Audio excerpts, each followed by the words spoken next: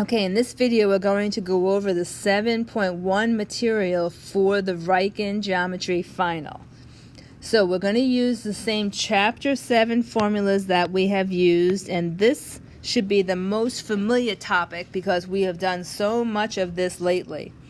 So for 32 it says, solve the following right triangle using the Pythagorean theorem. So you have to understand that the A's and the B's are the legs.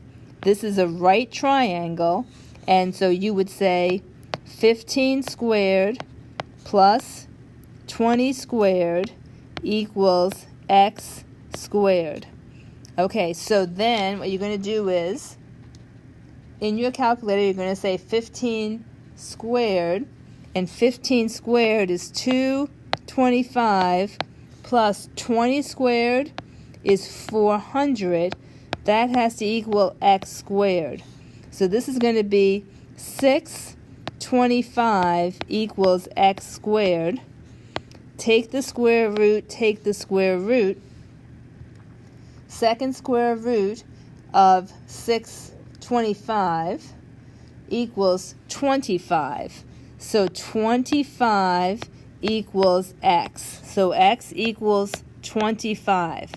Had I gotten a decimal for this 25, I would have to go back and simplify the radical.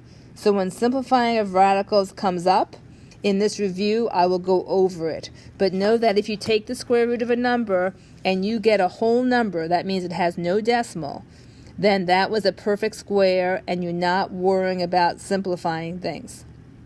Okay, 7.2.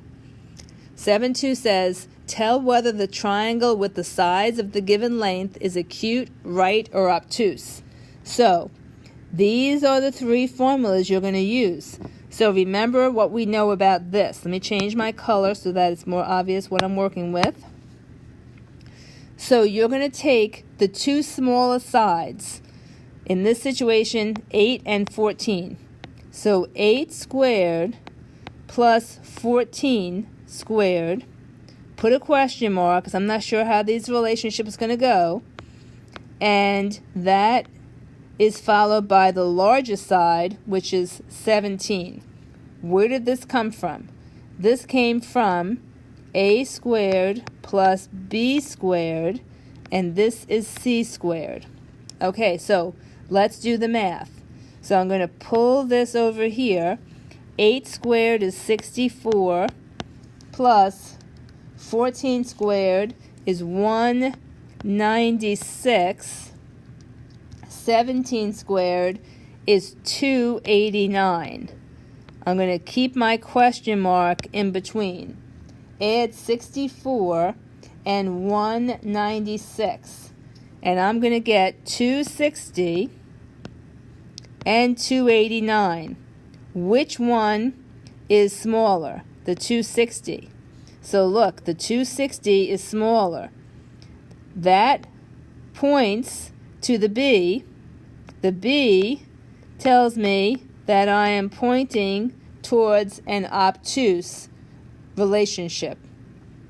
Okay, if I found that a squared plus b squared was greater than c squared, then I would say I had an acute relationship.